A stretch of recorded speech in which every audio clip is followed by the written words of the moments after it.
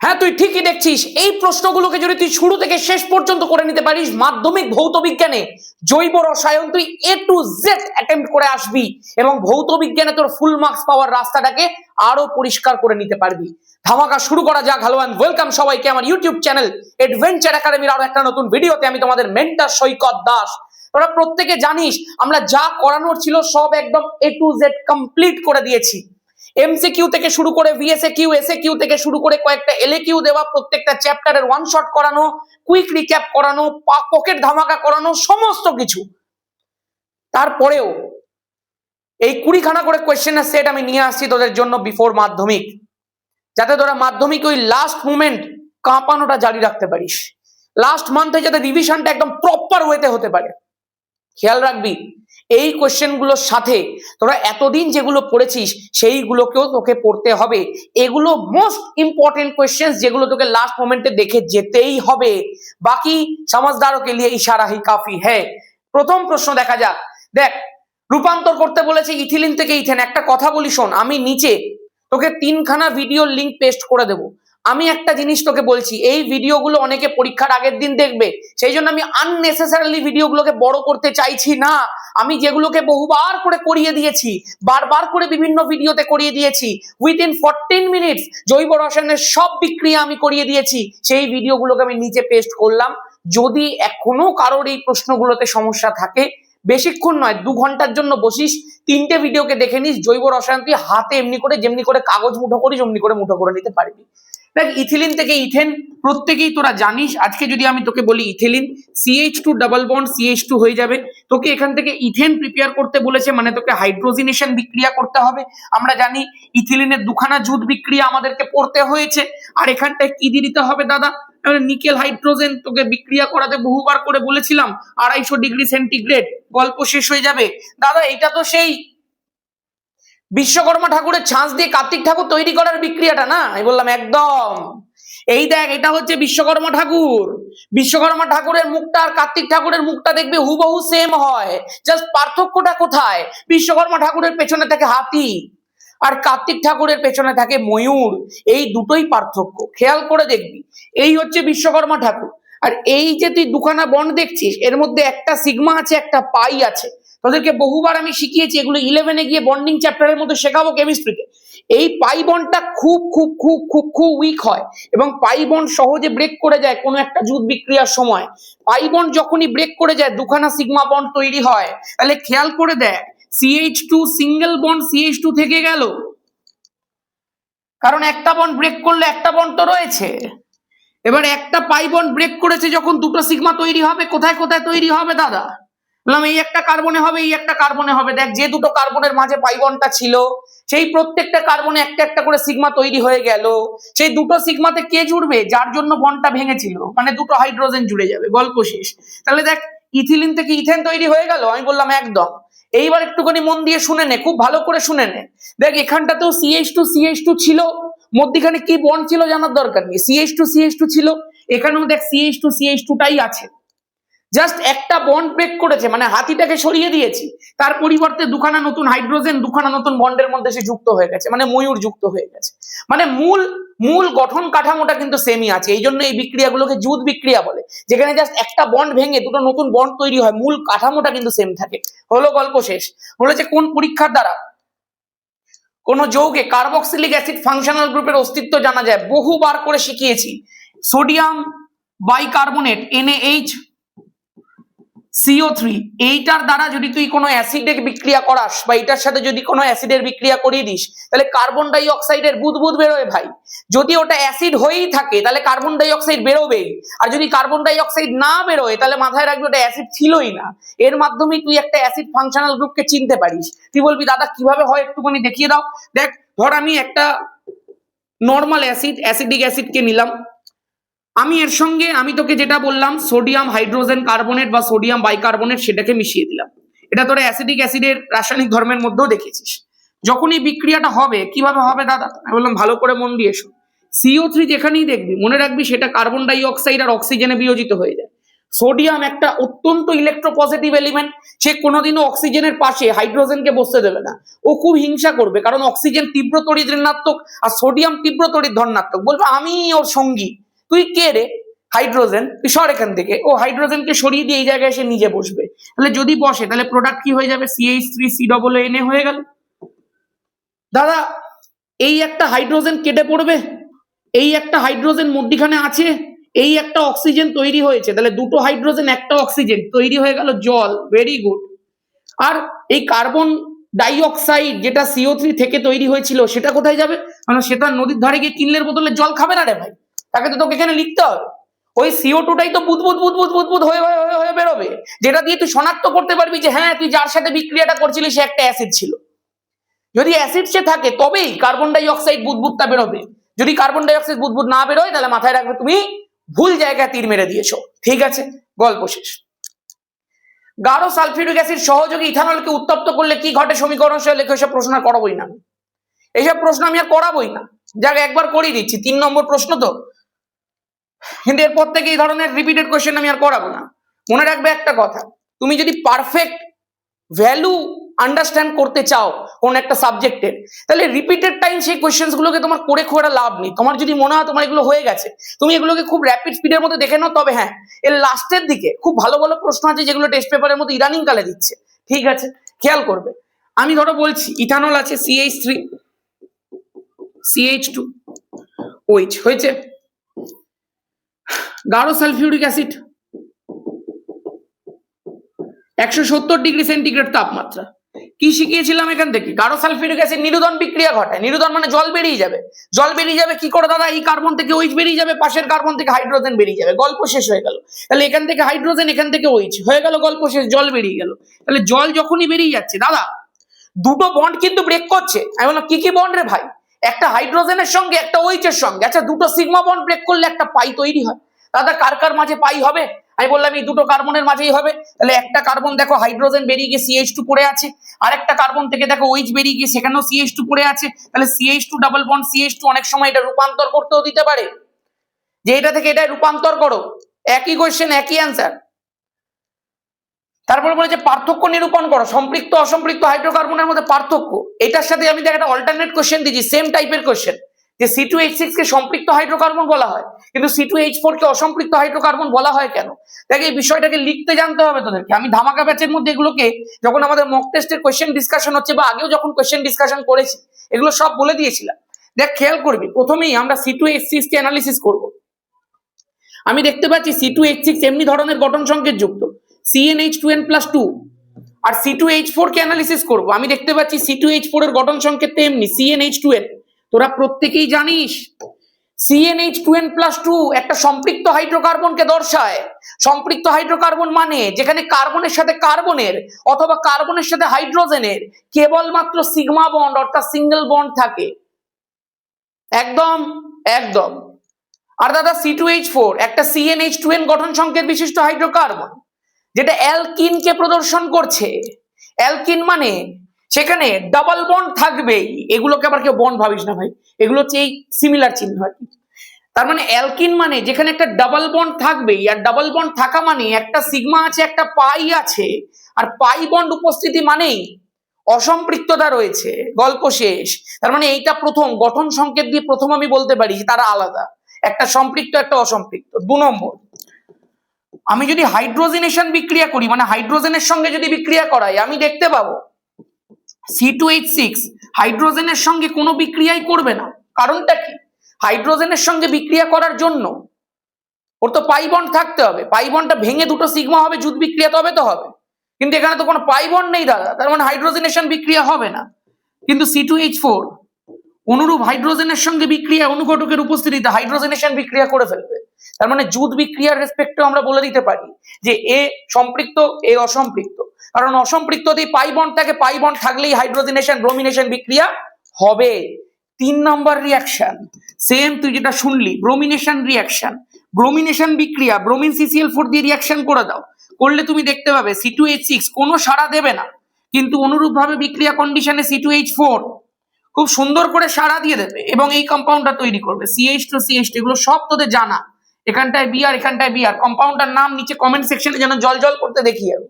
Compound clear, concept clear. চলো আমি একবার দেখবো রেকর্ডিংটা হচ্ছে কিনা, নাহলে আবার বলতে হবে আমাকে, পরে ভিডিও দিতে হবে। রেকর্ডিং ঠিকঠাক হচ্ছে কিনা একবার দেখি। একদম পারফেক্ট রেকর্ডিং হচ্ছে। চলো ভাই দেখ, এগুলো হচ্ছে কনফিডেন্স। তোদের মনের মধ্যে এখন যেন কনফিডেন্সের একটা চিঙ্গারি যেন ওঠে। এই রিয়াকশনস গুলো যখন তোরা দেখছিস তখন যেন তোর মনটা একদম খুশিতে উৎফুল্লতায় ভরে ওঠে যে আমরা এতদিন অ্যাডভেঞ্চার একাডেমিতে পড়াশোনা করেছি এবং এই শেষ মুহূর্তে এসে আমি বুঝতে পারছি যে আমরা সারা বছর কি পড়েছি। একদম বলে ফেল সেই অনুযায়ী একটা জয় ধামাকা কমেন্ট সেকশনে। চল দেখি নেক্সট। বলেছে অ্যাসিডিক অ্যাসিডের একটা সমবায়বের নাম লেখো। ভাই ভাই ভাই, এই কোশ্চেন আমি আমার কোশ্চেন প্র্যাকটিসের মধ্যে বহুবার করিয়ে দিয়েছি। আমি বলেছিলাম বারবার করে মনে করে দেখবি, অ্যালকোহলের সঙ্গে সমবায়ব সম্পর্ক দেখায় ইথার, অ্যালডিহাইডের সঙ্গে সমবায়ব সম্পর্ক দেখায় কিটোন, আর অ্যাসিডের সঙ্গে সমবায়ব সম্পর্ক দেখায় এস্টার। এবার এখানটায় কি দিয়ে দিয়েছে বল? অ্যাসিটিক অ্যাসিড দিয়ে দিয়েছে, তার মানে দাদা CH3COOH। গল্প শেষ।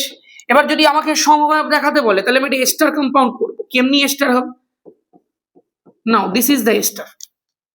এই এস্টারটা হবে। তুই শুধু দেখবি, ভালো করে দেখবি যে কটা কার্বন আছে। এখানে দুটো কার্বন আছে, তাহলে দুটো কার্বন যুক্ত আমাকে এস্টার করতে হবে। গল্প শেষ। দুটো কার্বন যুক্ত এস্টার এটাই হবে। এবার খেয়াল করে দেখ, এখানেও CH3, এই যে CH3, এই দেখ C double bond single bond, এই দেখ C double bond single bond, এই দেখ হাইড্রোজেন, এই দেখ হাইড্রোজেন।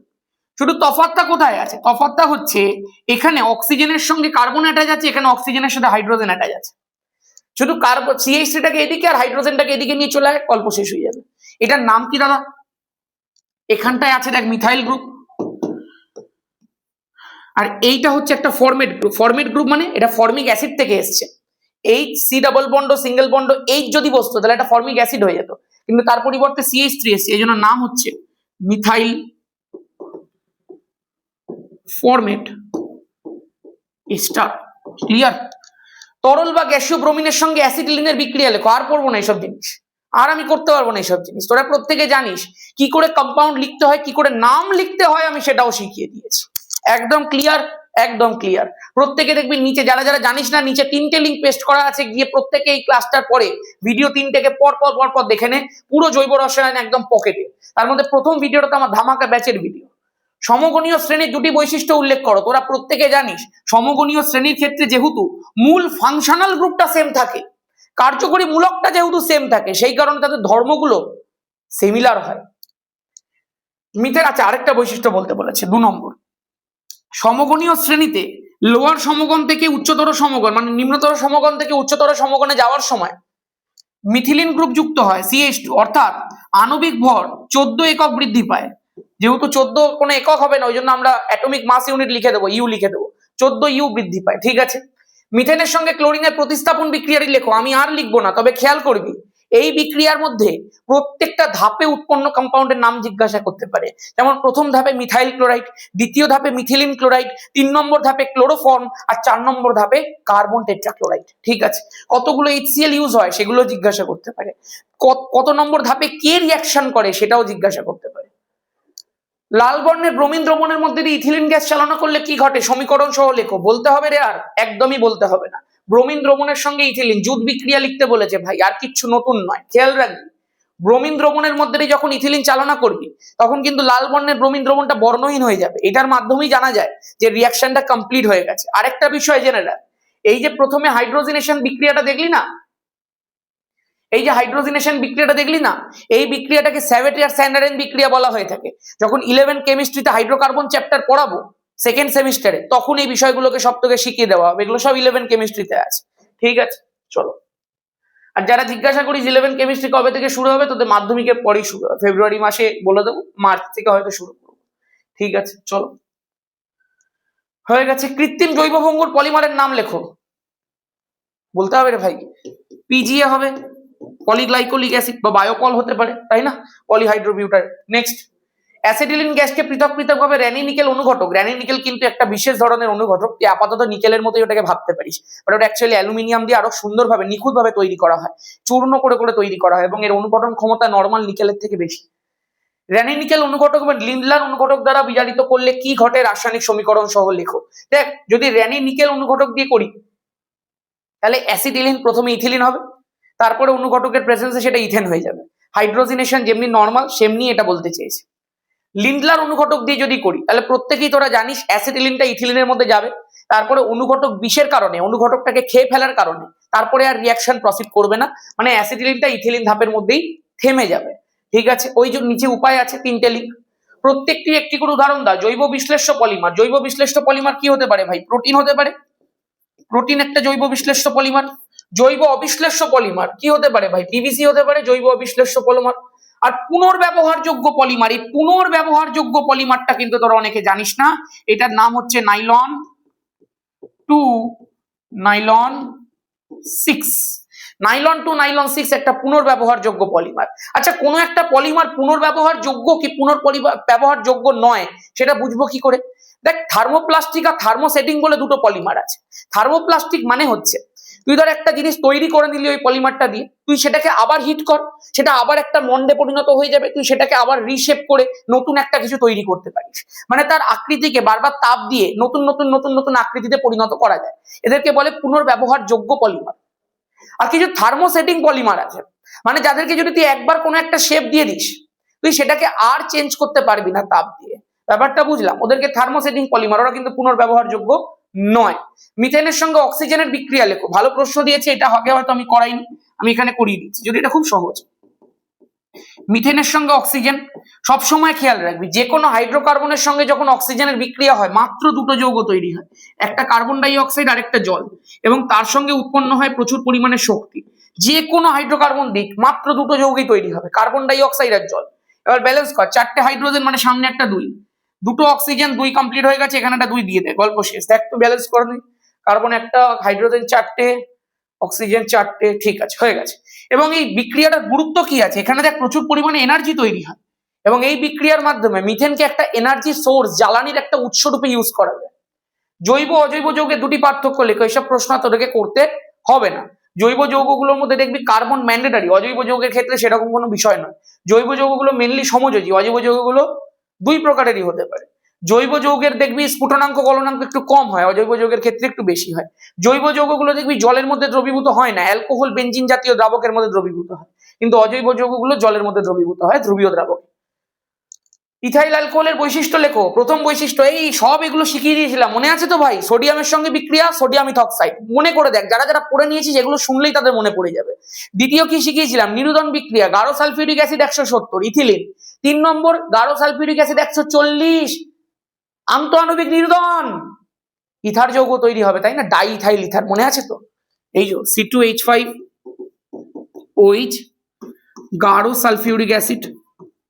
এরকম ভাবে একদম ঝড়ের গতিতে এইভাবে তুই যদি পড়তে পারিস, যেদিন এরকম ভাবে বলতে পারবি, প্রশ্ন দেখে আর জাস্ট মনে মনে সব বলে দিতে পারবি, সেদিন মাথায় রাখবি তোর কাছে ক্লিয়ার। মনে রাখবি, অনেকে প্রশ্ন করতে পারে, দাদা তুমি কি করে এত কিছু মনে রাখছো?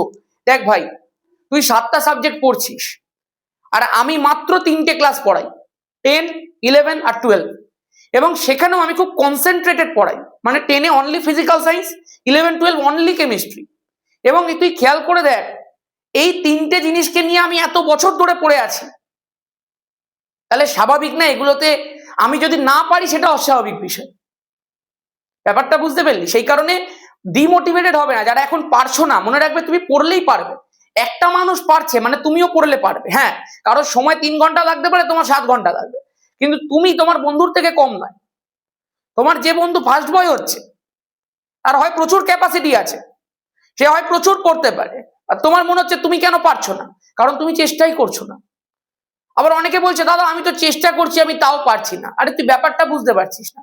প্রত্যেকটা মানুষের টেকিং ক্যাপাসিটি আলাদা আলাদা হয়। ধর একটা মানুষ 2 ঘন্টা পড়ে যে রেজাল্ট করছে, তোকে সেটা পড়ার জন্য 12 ঘন্টা পড়তে হবে। সবসময় খেয়াল রাখবি, ইন লং রান এফর্ট ইন্টেলিজেন্সকে ছাপিয়ে যায়। কেউ ধর প্রচুর ইন্টেলিজেন্ট, তুই তাকে ছাপিয়ে যেতে পারিস বাই ইওর এফর্টস। তুই দিনে 12 ঘন্টা 13 ঘন্টা পরিশ্রম করে দেখিয়ে দে, দেখবি ওই ইন্টেলিজেন্সকে তুই ছাপিয়ে গেছিস। করে তো দেখ। মানুষ শুধু স্ট্র্যাটেজি ভিডিও দেখে, অ্যাপ্লাই করে না। ওই জন্য দেখবি স্ট্র্যাটেজি ভিডিওতে ইউটিউবাররা খুব পছন্দ করে। অনেকে দেখবি 2 মাস স্ট্র্যাটেজি দিল, 1.5 মাস দিল, 1 মাস দিল, 40 দিন দেবে, এই 1 মাসের পরে 25 দিন দেবে, 20 দিন দেবে, 15 দিন দেবে, 10 দিন দেবে, 5 দিন দেবে, 1 দিন দেবে, লাস্ট বলবে লাস্ট রাতে গল্প শেষ। কিচ্ছু হয় না। তুমি যদি সারা বছর না পড়ো তুমি কিচ্ছু করতে পারবে না, তুমি ভেরি অনেস্ট। এতে শুধুমাত্র ইউটিউবে ভিউজ হয়, লাভের লাভ কিছু হয় না। কারণ বেশিরভাগ ছেলে মেয়ে, হয়তো টিচাররা স্ট্র্যাটেজি দিচ্ছেন তাদের মতো করে, বেশিরভাগ ছেলে মেয়ে স্ট্র্যাটেজি ভিডিওটা দেখে নাকে তেল দিয়ে ঘুমিয়ে পড়ে। চল, সিএনজির পুরো নাম কি? Compressed natural gas. নেক্সট।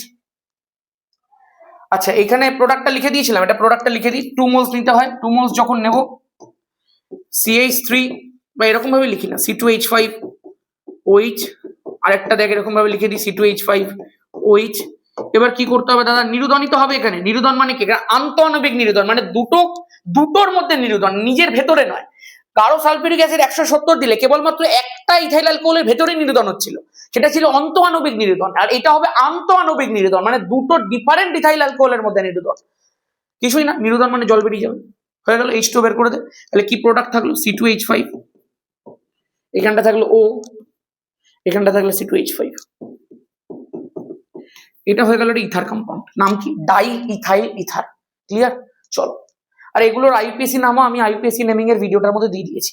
আমি এই ভিডিওটার মধ্যে কোনো আইউপিএসি নাম দিইনি কিন্তু, কারণ আমি আইউপিএসি নেমিং এর সেপারেট ভিডিও করে দিয়েছি, আমি ওটাও নিচে লিঙ্ক দিয়ে দেবো। নেক্সট, কার্বন ব্যতীত আর কোন মৌল ক্যাটিনেশন ধর্ম প্রদর্শন করে? খুব ভালো প্রশ্ন কিন্তু। সালফার প্রদর্শন করে, সালফার S8 রূপে থাকতে পারে, ফসফরাস P4 রূপে থাকতে পারে। তুই বলবি দাদা এগুলো কোথায় পড়বো? এগুলো তুই, এটা তুই 12 কেমিস্ট্রিতে পড়বি, এটা তুই 11 কেমিস্ট্রিতে পড়বি, ঠিক আছে? আর সিলিকনও করতে পারে। সিলিকনটা কোথায় পড়বো? সিলিকনও আমরা 11 কেমিস্ট্রিতে পড়বো। মেথিলেটেড স্পিরিট আর রেকটিফাইড স্পিরিটের মধ্যে পার্থক্যটা কোথায়? মেথিলেটেড স্পিরিটের মধ্যে থাকে কি, এটাও করিয়ে দিয়েছিলাম আমি। মেথিলেটেড স্পিরিটের মধ্যে প্রথমে বলি রেকটিফাইড স্পিরিট। রেকটিফাইড স্পিরিটের মধ্যে থাকে কি? 95.6% ইথানল আর 4.4% জল। এই যে কম্বিনেশনটা, এটাই হচ্ছে রেকটিফাইড স্পিরিট। রেকটিফাইড স্পিরিটের মাথায় রাখবি খুব সুন্দর গন্ধ হয়, এবং রেকটিফাইড স্পিরিট পানের যোগ্য হয়। ঠিক আছে, বুঝতে পারছিস তো? কিনলে এখানে প্রথমটা কি হতে পারে? Methylated spirit. এই যে রেকটিফাইড স্পিরিট আছে, রেকটিফাইড স্পিরিটের মধ্যে 10% মিথানল প্লাস 0.5% পিরিডিন, ন্যাপথা, কাউকুমিন, রবারের নির্যাস, এগুলো যদি মিশিয়ে দেওয়া হয় তখন যেটা তৈরি হয় সেটা হচ্ছে মেথিলেটেড স্পিরিট। খেয়াল রাখবি, মেথিলেটেড স্পিরিট কিন্তু এত সুন্দর গন্ধযুক্ত হয় না, একদম বিষাক্ত এবং দুর্গন্ধযুক্ত হয়। আর এটা কিন্তু যেহেতু বিষাক্ত হয়, এজন্য পানের অযোগ্য হয়। ঠিক আছে, চলো। পাওয়ার অ্যালকোহল কি? 80% পেট্রোল বা গ্যাসোলিনের সঙ্গে যদি 20% অ্যালকোহল মিশিয়ে দেওয়া যায়, অবশ্যই ইথাইল অ্যালকোহল, ওই অ্যালকোহল মিশ্রিত যে ইয়েটা আছে, পেট্রোল বা গ্যাসোলিনটা রয়েছে, সেই জিনিসটাকেই আমরা বলে থাকি পাওয়ার অ্যালকোহল। হয়েছে? গ্রেন অ্যালকোহল কাকে বলে? ইথাইল অ্যালকোহলকে বা ইথানলকে গ্রেন অ্যালকোহল বলে। ডিনেচার স্পিরিটের একটা ব্যবহার লেখো, রং বা বার্নিশ শিল্পে দ্রাবক হিসেবে কাজ করানো হয়। ইথেন থেকে ইথাইল ক্লোরাইড। আচ্ছা, ইথেন থেকে ইথাইল ক্লোরাইড, ভালো প্রশ্ন। CH3 আছে, সেখান থেকে তোকে ক্লোরিন দিয়ে H মানে সূর্যালোকের প্রেজেন্সে রিয়াকশন করে দিতে হবে, তাহলেই তুই দেখতে পাবি যেরকম করে মুক্তমূলকের মাধ্যমে, তোরা এখন বুঝবি না মুক্তমূলক মানেটা কি, 11-এ গিয়ে বুঝতে পারবি হাইড্রোকার্বন চ্যাপ্টারে। মনে রাখবি, মিথেনের যে প্রতিস্থাপক বিক্রিয়াটা হচ্ছিল না, প্রতিস্থাপন বিক্রিয়াটা, ওটা একটা মুক্তমূলক বিক্রিয়া ছিল। এবং মুক্তমূলক মানে তোকে এখন জানতে হবে না, তুই শুধু মেকানিজমটার নাম মনে রাখ। প্রতিস্থাপন বিক্রিয়া মুক্তমূলকের মাধ্যমে হচ্ছিল, এখানেও প্রতিস্থাপন বিক্রিয়াই হবে, মুক্তমূলকের মাধ্যমেই হবে। একটা হাইড্রোজেনকে সরিয়ে দিয়ে একটা ক্লোরিন ঢুকে পড়বে, CH3 CH2Cl প্লাস HCl হয়ে গেল। তাহলে ইথেন থেকে ইথাইল ক্লোরাইড তৈরি হয়ে গেল। অ্যাসিডিক অ্যাসিডের রাসায়নিক ধর্ম সব নিচের ভিডিওগুলোর মধ্যে পেয়ে যাবে। গ্লেশিয়াল অ্যাসিডিক অ্যাসিড কাকে বলা হয়? গ্লেশিয়াল অ্যাসিডিক অ্যাসিড কি বলতো অ্যাকচুয়ালি? নর্মাল অ্যাসিটিক অ্যাসিড যেটা আছে সেইটা 16 প্লাস দেবো না, সেইটা 16.7 ডিগ্রি সেন্টিগ্রেড তাপমাত্রাতে বরফের ন্যায় জমে যায় এবং বরফের মতোই একটা সুন্দর স্বচ্ছ ক্রিস্টাল তৈরি করে। সেই জিনিসটাকেই আমরা জাস্ট গ্লেশিয়াল অ্যাসিটিক অ্যাসিড বলে থাকি, আর কিচ্ছু না। টেম্পারেচারটা মনে রাখার উপায় দেখ, 6 আর 1 যোগ কর 7 হয়ে যাবে, তাহলে 167 হয়ে গেল। পয়েন্ট মধ্যখানে বসাবি অবশ্যই। প্রোটিনের মনোমারের নাম কি? প্রোটিনের মনোমারের নাম হচ্ছে অ্যামাইনো অ্যাসিড।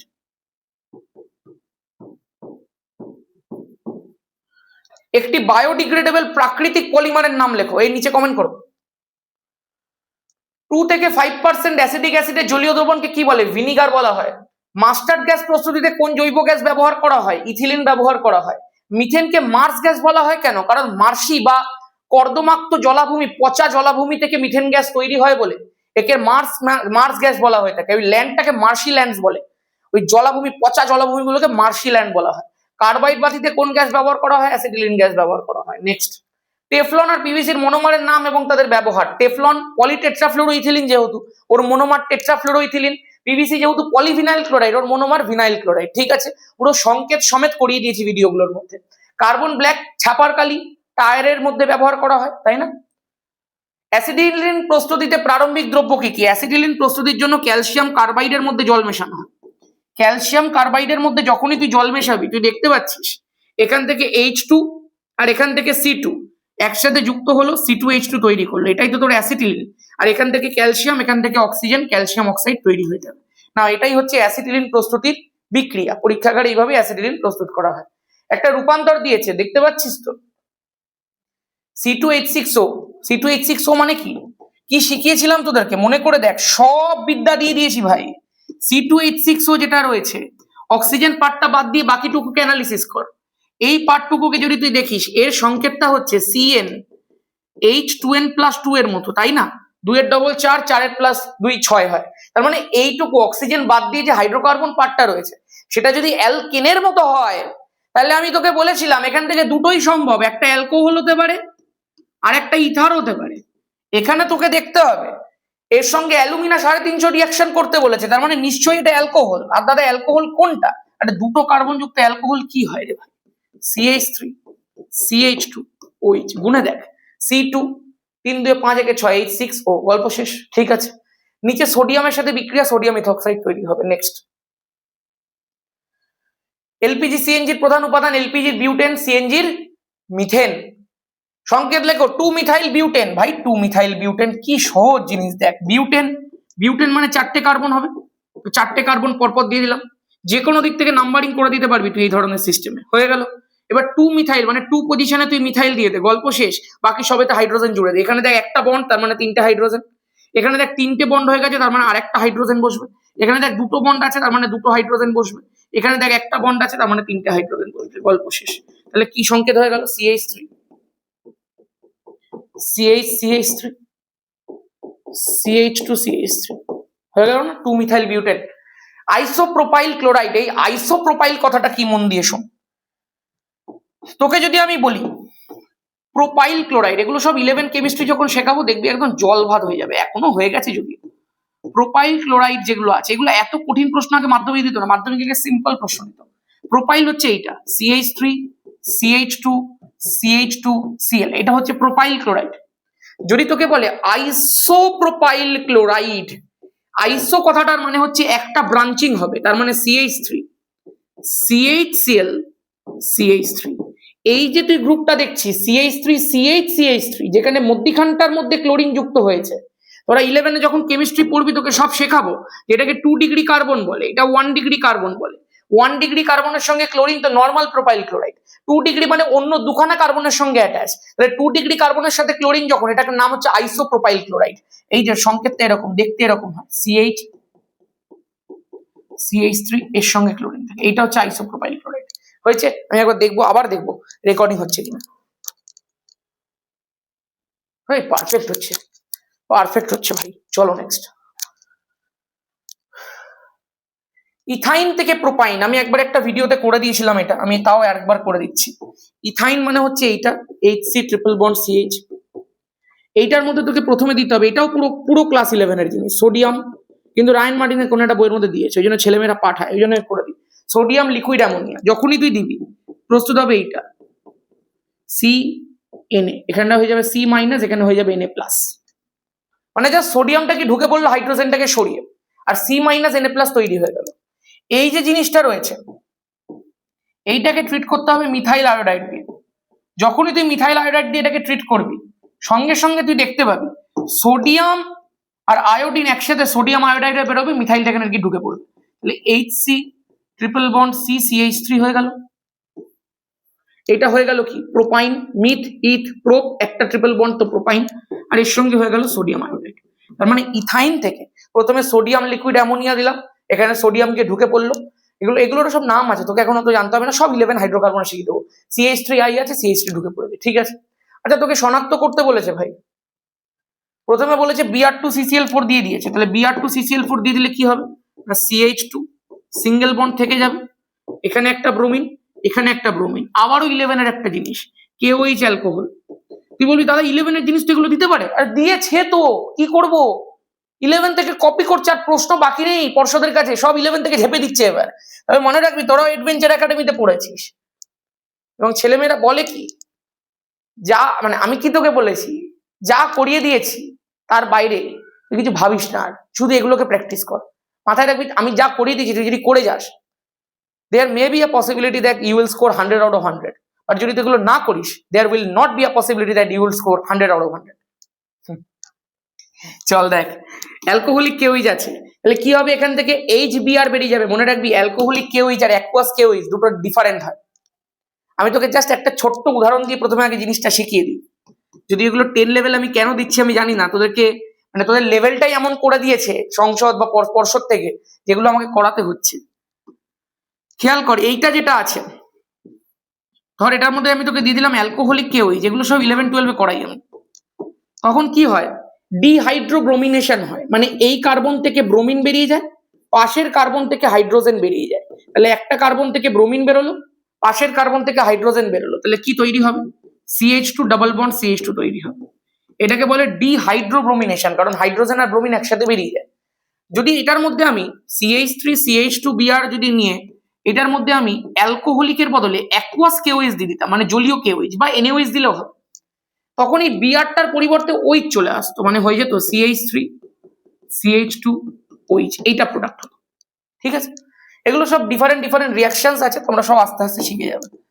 এখানে কি হবে, যেহেতু এই সিস্টেমটার মধ্যে আমি অ্যালকোহলিক কেওইজ দিচ্ছি, ওই জন্য দুটো জায়গা থেকে HBr বেরোবে, দুটো জায়গা থেকে HBr যদি বেরোয় তাহলে HC ট্রিপল বন্ড CH উৎপন্ন হবে, এখানেও দুটো সিগমা ব্রেক করবে, এখানেও দুটো সিগমা ব্রেক করবে, ঠিক আছে। তাহলে মোটমাট 4টে সিগমা, দুটো সিগমা ব্রেক করলে একটা পাই, তাহলে 4টে সিগমা ব্রেক করলে দুটো পাই, ওই জন্য দেখ একটা সিগমা ছিল, দুটো নতুন পাই তৈরি হয়ে গেল, ওই জন্য 3টে বন্ড চলে এসছে।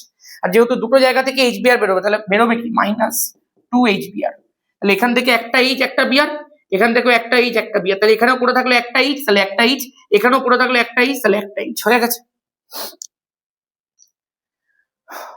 এই কোশ্চেন গুলো তো বহুবার করিয়েছি আমি, এই কোশ্চেন গুলো বহুবার করিয়েছি। দেখেন নিচে যে ভিডিওটা পেস্ট করছি ওখানে প্রত্যেকটা জৈব রসায়নের প্রবলেম প্র্যাকটিসের ভিডিও দেওয়া রয়েছে, জৈব রসায়নের প্রবলেম প্র্যাকটিসের ভিডিওটা করে নে, ওর মধ্যে এই সব প্রশ্নগুলো ডিটেলে ডিসকাস করে দেওয়া আছে, ঠিক আছে। PTFE পলিটেট্রাফ্লুরোইথিলিন, ঠিক আছে। আর এগুলো যদি বুঝতেই পারছিস, দুটি করে কার্বন পরমাণুযুক্ত অসম্পৃক্ত হাইড্রোকার্বন ব্রোমিনের সঙ্গে বিক্রিয়ায় এতে অনুপ্রতি 1 অণু ব্রোমিন যুক্ত হয়, তাহলে অনুপ্রতি 1 অণু ব্রোমিন মানে এটা হচ্ছে ইথিলিন, কারণ দুটি করে কার্বন পরমাণুযুক্ত অসম্পৃক্ত হাইড্রোকার্বন ইথিলিন আর অ্যাসিটিলিনই হবে। তার মধ্যে ইথিলিনের মধ্যে যেহেতু একটা পাই বন্ডটাকে একটা ব্রোমিন যুক্ত হবে, ওই জন্য অনুপ্রতি 1 অণু ব্রোমিনটা A ইথিলিন হবে, আর বিটা তোর অ্যাসিটিলিন হবে, কারণ ওখানে 2 অণু ব্রোমিন যুক্ত হচ্ছে। জৈব যৌগ আণবিক সংকেত C2H4O2, জৈব যৌগটি জলে দ্রাব্য এবং যৌগটি জলীয় দ্রবণে সোডিয়াম হাইড্রোজেন কার্বনেট যোগ করলে কার্বন ডাই অক্সাইড নির্গত হয়। অ্যাসিড আছে ভাই, অ্যাসিড দুটো কার্বন যুক্ত অ্যাসিড কি হবে, CH3COOH হবে, গল্প শেষ। ওদের এই ফোনের একটা টং টং হচ্ছে,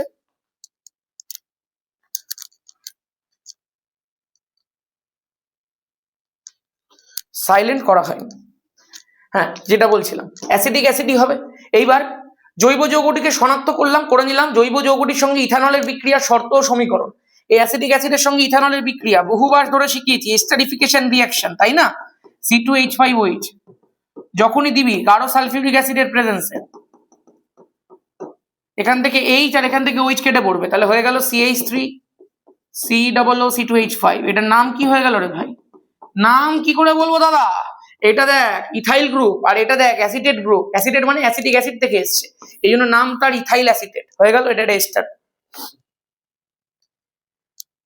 C2H6O হয় অ্যালকোহল না হয় ইথার, ধাতব সোডিয়ামের সঙ্গে বিক্রিয়া হাইড্রোজেন গ্যাস উৎপন্ন করে, মানে প্রথমে এটা অ্যালকোহল হবে, ইথাইল অ্যালকোহল, আর বিটা করে না, তার মানে বিটা ডাইমিথাইল ইথার, তাই না, CH3OCH। LDP low density polyethylene আর এইচডিপি হাই ডেন্সিটি পলিইথিলিন, ঠিক আছে। আচ্ছা 21টা প্রশ্ন হয়ে গেছে, যাক শেষ শেষ শেষ। বেশি টাইম নেবো না, তোদেরকে প্রত্যেকটা জিনিস আমি আগে করিয়ে দিয়েছিলাম, এখানেও যথেষ্ট সম্ভব বলে দিলাম। নিচে দেখবি 3-4টে ভিডিওর লিঙ্ক পেস্ট করা থাকবে, প্রত্যেকে ভালো করে দেখে নে, ভালো করে প্রবলেম গুলো সলভ কর। জৈব রসায়নে ফিল্ডিং সেট হয়ে গেছে ভাই, ঠিক আছে। দেখা হচ্ছে নেক্সট ভিডিও। কি দরকার বলে দিস। ও তোরা অজৈব রসায়ন বলেও দিয়েছিস, অজৈব রসায়ন নিয়ে দেখা হচ্ছে, আর রাসায়নিক গণনাটা নিয়ে দেখা হচ্ছে খুব তাড়াতাড়ি। এই দুটো চ্যাপ্টার আমার নেক্সট পেন্ডিং লিস্টের মধ্যে আছে, দুটো পর পর আসবে, ঠিক আছে। আজকের মতো এখানেই, সবাই ভালো থাকিস। 1 মার্কস 2 মার্কসের আর কি করবে একটু বলে দিস। এসএকিউ ম্যারাথন হবে নাকি একটা, এমসিকিউ ভিএসকিউ ম্যারাথন হবে নাকি একটা, বলে দিবি একবার। কিন্তু বারবার করে তোদেরকে একটাই কথা বলছি, বেশি লং ভিডিও এখন দেখতে যাস না। যদি কোনো ভিডিও লেন্থ 1.5 ঘন্টা 2 ঘন্টা 2.5 ঘন্টা 3 ঘন্টা হয়, তুই বসে বসে দেখছিস, you are wasting your time. হ্যাঁ, যদি তোর কাছে কিছু অপশন না থাকে, যদি পড়া না হয়ে থাকে, তাহলে তুই আর কি করবি। বাট আমার মনে হয় এখন লং ভিডিও দেখে খুব একটা লাভ হবে না। তোর যদি একান্তই সব রেডি থাকে, তাহলে তুই সেলফ স্টাডি কর। তোর যদি রেডি না থাকে, তাহলে তুই সব জায়গা থেকে দেখ ভাই, তোকে রেডি করতে হবে আগে, ঠিক আছে। সেই জন্য ভালো করে পড়। এই 1 মাস আর বাকি নেই, 1 মাস আর কি বলছি, আজকে হয়ে গেল 12 তারিখ, পরের মাসের 12 তোদের পরীক্ষা ততক্ষণে শেষ হয়ে যাবে। চল আজকের মধ্যে এখানে, সবাই ভালো থাকিস, গুড লাক, জয় ধামাকা।